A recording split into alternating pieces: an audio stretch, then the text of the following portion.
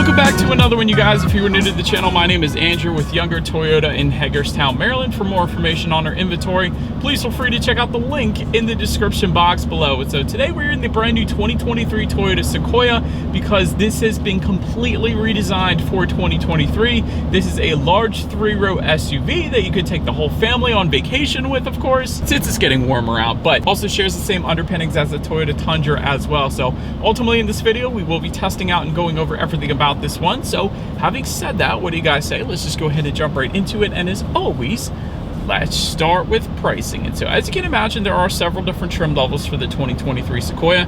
First one being the SR5, starting at $59,865, limited for $66,265. Platinum, which is the one we are in today, starting at $72,465. TRD Pro for $77,565. And lastly, the Capstone for $76,865. And by the way, that was all pricing for the rear-wheel drive variant, except for that TRD Pro. That comes standard with 4-wheel drive. If you wanted to add 4-wheel drive to any of those trim levels, simply add $3,000 then to any of those prices. But regardless of trim level that you go with, the power plant on the Sequoia is going to be the same. Powering the beast is a 3.4-liter twin-turbo V6 hybrid, putting out 437 horsepower at 5,200 RPM, 583 pound-feet of torque coming in at 2,400 RPM. That power again sent to rear wheels or all wheels through a 10-speed automatic.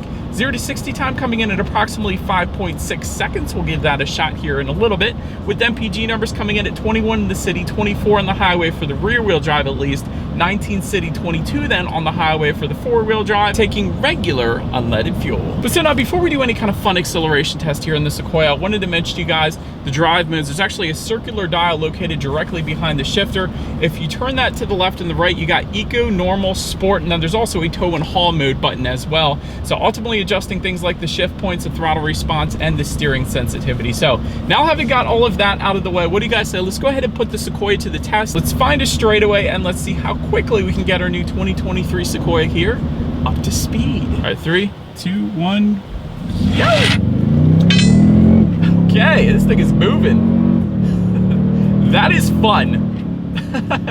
That was quick, man. That is plenty of an acceleration for the Sequoia. Honestly, I didn't know an SUV of this size was gonna move like that. That was a very, very good acceleration for this thing. And honestly, 0 to 60 at 5.6, this is an impressive number in itself, but yeah, that was a really, really good acceleration. Definitely impressive. But anyways, to go along with that acceleration, as always, braking is equally important. So up front, you will find 13.9-inch ventilated front discs. In the back, 13.6-inch ventilated rear discs. As far as the 6E0 stopping distance goes, that comes in at 134 feet, which is not the best number on paper, but let's go ahead and just hit the brakes real quick. It's okay. It's not bad. The braking feel itself isn't bad. It's a little bit on the firmer side of things, but having said that, 134 feet is definitely not the best number, but it is an expected number at the size of the Sequoia. And I have seen as bad as 139 feet, so it's not horrible, honestly. 134 feet is fine. It's just a little bit on the higher side of things for a 60-0 stopping distance. That's all. But anyways, braking feel is fine. Then touching on suspension and handling, up front you're going to get an independent double wishbone type front suspension. In the back, coil spring multi-link rear suspension. I did want to mention though, for the TRD Pro, you get a TRD Pro off-road suspension with 2.5-inch Fox bypass coilovers, also rear remote reservoir shocks, and a TRD Pro front stabilizer bar as well.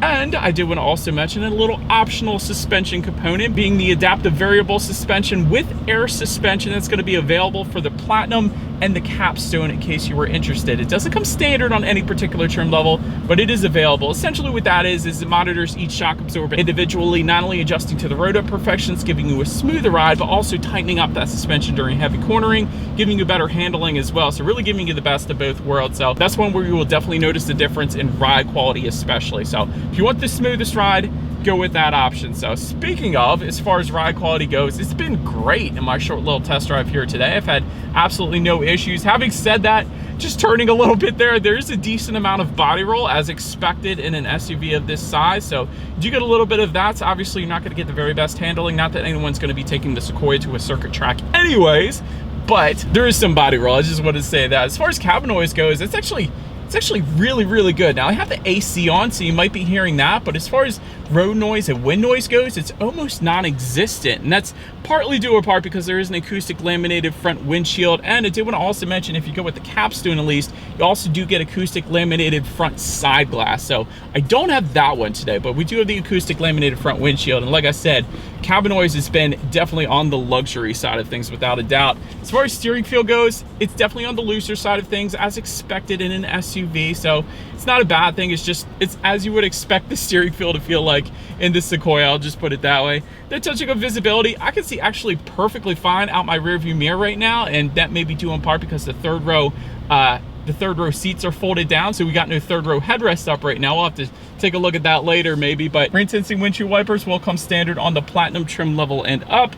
And if you were to go with that capstone, you will also get a head-up display that I actually am looking at right now. So it is available on the platinum trim level, so I did want to mention that. But that pretty much rounds out the performance segment of this review, guys. Let's now go ahead and take a look at the exterior of our brand new 2023 Toyota Sequoia. All right, so here she is, you guys, the new 2023 Toyota Sequoia. Love this look, especially finished in red. But again, it shares a frame with the Tundra as well as the Land Cruiser over in Japan, in case you were curious about that. But as always, let's go ahead and start up front on the Sequoia here. So let me actually start by touching on the front grille a little bit, because it is going to differ substantially depending upon the trim level that you go with.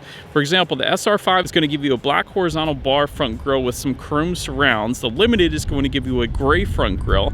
Platinum is going to kind of give you this dark mesh front grille, which you guys are looking at right now. Of course, you're going to get Toyota lettering on that front grille if you go with the TRD Pro. And lastly, with the capstone, you're going to get a chrome accented mesh front grille. So again, it differs with every single trim level option that is available. So that's kind of interesting. But also with that capstone, you get an integrated LED light bar and some amber marker lights as well. So that's pretty cool. But let's take a look at the sides there. LED headlights do come standard for all trim levels across the board with LED daytime running lights. You get the automatic feature. You also get automatic high beams though. So if you have your high beams on at night, since the vehicle coming in the opposite direction, it's going to automatically dim them back to low beams. And when that vehicle is gone, it's going to automatically bounce it back up to high beams for you there. So that's definitely nice. LED fog lights down below. You guys can see those for every single trim level across the board. I really like the look of those. They look really darn good down there. And fun fact for you, if you actually go with the TRD Pro, you do get premium LED headlights. So wanted to mention that as well. But overall, I think we can all agree this looks pretty much like the new Toyota Tundra in the front end, which is definitely not a bad thing. I like the look, but pretty much rounds out the front end of this one. Let's now go ahead and make our way to the side. So but now, since we are around to the side of the Sequoia, roof rails do come standard on every single trim level across the board. Do get rear privacy glass as well, along with a gloss black A-pillar. You guys can see that in the front there for every single trim level across the board. So that's a nice little design element there. Automatic power standing running boards for the capstone. That's going to be optional on the Platinum. We actually do have that today. And actually, since I mentioned it, let me go ahead and show you how that works real quick. Essentially, all you need to do is just open the door and they'll automatically deploy, and then when you shut the door, give it a couple seconds and they'll automatically fold back up into the vehicle like that. So pretty cool. So to take a look at the side mirrors, they are body colored power adjustable side mirrors. They will be heated with LED integrated turn signals then as well. And then take a look at the wheel setup. They will differ again substantially dependent upon the trim level. 18-inch alloys for the SR5, 20-inch alloys for the Limited and Platinum, 18-inch forged aluminum BBS wheels for the TRD Pro, of course, and then 22-inch alloys for the capstone. But that pretty much rounds out the side profile. I love the look of the side profile. It definitely looks good with all the gloss black accents on this red. But anyways, let's now go ahead and make our way to the back. All right, so but now since we are around to the back of this one, all the way to the top, you do have a gloss black shark fin antenna. Just below that, rear spoiler with an integrated brake light. Just below that, rear window wiper. You do have LED taillights that do come standard on all trim levels across the board. I absolutely love that.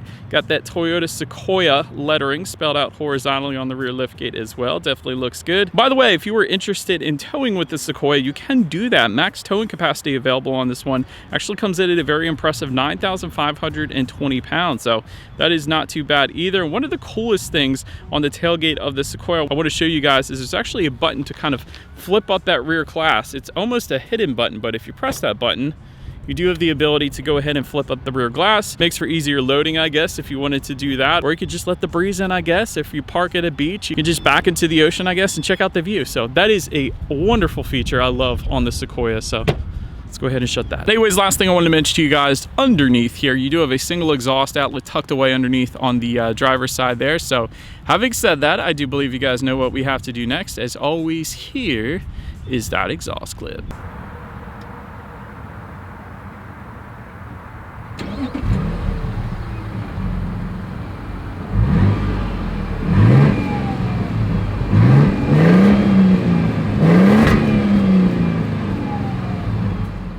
Alright, so but now since we are around to the back of the Sequoia, when it comes to opening that rear tailgate, it is a power tailgate for all trim levels across the board, so that's definitely nice. There's a button on the key fob. There, of course, is a rubberized button on the tailgate itself then as well. But once opened up, cargo capacity behind that third row comes in at 22.3 cubic feet. If that was not enough space, of course, there is the 60-40 split, so you can fold that third row down. So behind the second row, that comes in at 49 cubic feet, and with all rows folded, 86.9 cubic feet. So right around the amount of cubic feet as a Toyota Highlander or Honda Pilot or something like that. But there were some buttons actually in the cargo area. I was a big fan of them. It was very easy to fold down and up that third row, so I liked seeing that back there. There's LED cargo lighting back there. There is a 120 volt power outlet if you were to go with that limited trim level and up. There's also a very nice multi-level cargo shelf system back there, so can essentially take the shelf and move it up or down. There's a bunch of different slots essentially. You could just kind of slot it in above, so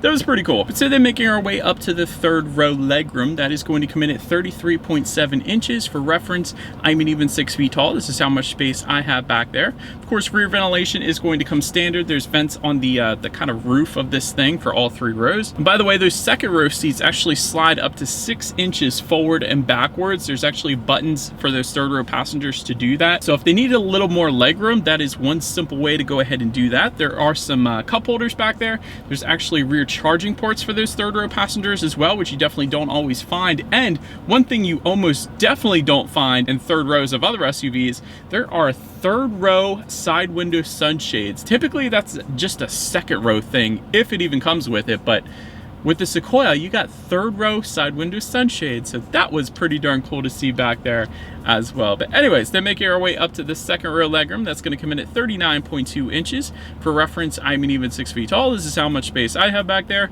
Heated rear seats are going to come with the Platinum and the Capstone trim levels. You do have some charging ports back there, of course. Again, you got the second row sunshades to go along with the third row sunshades. So by the way, that's for the limited trim level and up. I should mention that. And if you were curious about bench seating versus captain's chairs, you do get the bench seating with the SR5 and the limited. However, all the other trim levels are going to come standard with captain's chairs like we have on this one today. But so then making our way up to the front seats, you will find a fabric trim for the SR5, Softex upholstery for the limited, leather seating then for the Platinum trim level and up. You're going to find memory settings for the limited trim level and up. All seats though are going to be power adjustable with power lumbar, so that's definitely nice. And if you wanted heated and ventilated front seats, go with the limited trim level and up. But overall, as far as seat comfort goes, it was fine. Nothing too crazy, not the very most comfortable seats, but they're not bad, honestly. So shouldn't have any issues taking this thing on a long road trip. But let's take a look at the steering wheel. It is tilt and telescoping. It is leather wrapped and it will be heated for the limited trim level and up. And I kind of like the thick grips on it too. The 10-2 grips, especially the bottom grip, that is a very thick grip right there. But so now let's go ahead and make our way to the startup. Essentially all of your buttons are located on one side of the key. Got lock, unlock, the button to pop the rear tailgate and the Toyota logo, of course, but it is all keyless entry with a push button start for all trim levels across the board. So all I'm going to do here is simply put my foot on the brake and press that bright blue engine start button located just kind of by the driver's right knee. And so once started up, 12.3 inch digital gauge cluster will come standard for all trim levels across the board. So that's definitely very nice. And the cool thing about this digital gauges is if you change the drive modes, it will adjust the gauges ever so slightly. Not too much of an adjustment, honestly, but it does switch it up a little bit. So I did like that. Steering wheel mounted controls are found on the left side of the steering wheel. You could toggle between trip A, trip B, how many miles you have left until you hit empty, your average miles per gallon as well. You got a little compass up there, radio information, if you need an oil change or some other kind of service. So pretty much has everything you could possibly want because it is a digital gauge cluster. That's basically why. But now let's go ahead and make our way to overall interior quality. Power moonroof coming on the SR5 Limited and TRD Pro. Panoramic roof coming on the Platinum and Capstone.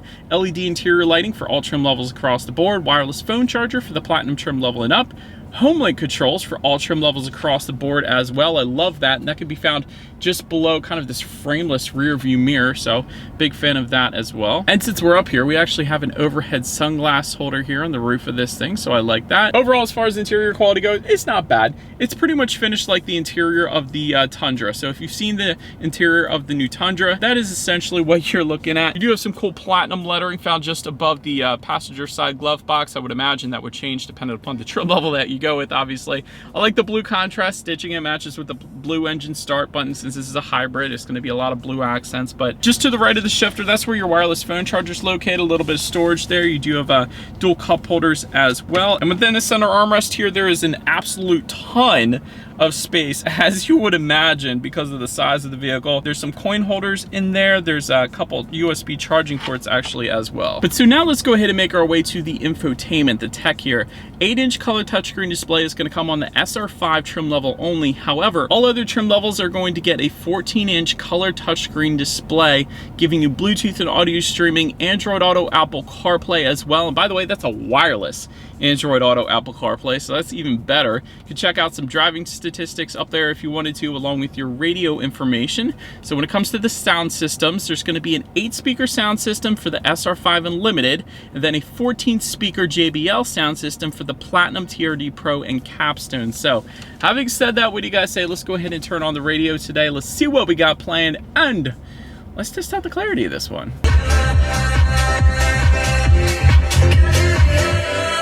All right, so what I'm gonna say about that is the bass was really, really good. I was expecting a bit more clarity with 14 speakers, but honestly, it wasn't bad. It's certainly an excellent sound system for the size of this vehicle. Again, the bass was amazing. Not the best sound system I've ever heard though. But anyways, last thing I want to mention to you guys on the infotainment screen is when you do put the Sequoia in reverse, you will find a rear view camera coming standard across the board, along with a panoramic view monitor. And yes, that comes standard for every single trim level across the board. That's going to be that view to the right there, which is always is going to lead us into safety. And so IIHS has not yet tested the Sequoia, so typically I give you those ratings, but there isn't any yet. But anyways, I will say the new Tundra was an IIHS top safety pick plus, and since the Sequoia is built on the same frame, I would imagine the Sequoia would probably be the same. But anyways, front side curtain airbags do come standard, driver and passenger knee airbags as well. In the back, you're going to have latch, aka lower anchors and tethers for children for the rear car seats, rear child door locks, tire pressure monitoring system, but also coming standard, Toyota Safety Sense 2.5, which will give you a pre-collision system with pedestrian detection, dynamic radar cruise control, lane departure alert with steering assist, lane tracing assist, road sign assist, blind spot monitoring system with rear cross traffic alert, trailer merge warning, and front and rear parking sensors as well. That's a good bit actually. So overall, when it comes to my final thoughts, this thing does have a good bit of space, about the same as a Highlander, a Pilot, which is plenty of space for me, honestly. But if you wanted more space, you might want to wait for the Grand Highlander, because what Toyota has said is they're shooting for nearly 100 cubic feet in that one as opposed to the 86 in this. So do want to mention that, but also love the styling on this thing. It looks dang good. Power is plentiful in this Sequoia. I will say that I didn't expect this thing to move as well as it did. Also, as far as third seat leg and headroom goes, that was plenty fine. So I'm 6 feet tall, like I said. I was easily able to fit in that third row. Not only that, my headroom was perfectly fine as well. I saw some other reviews where they said that headroom was an issue for them, but I showed you guys on camera. I wanted to kind of debunk that to see if it was true or not. I was easily able to fit at 6 feet. So maybe if you're 6'4" or 6'5", sitting in the third row, I would say you're going to have an issue, but what are you doing sitting in the third row if they're that tall anyways? And so, but that is about it for this one, you guys. Thank you so much for watching. Feel free to follow Younger Toyota on social media at the bottom of the screen. Be sure to hit the subscribe and the bell notification button if you're into new car reviews and all of our YouTube shorts that we also put on our channel as well. But do appreciate you guys watching more than you know. We will see you guys all in the next video. Bye.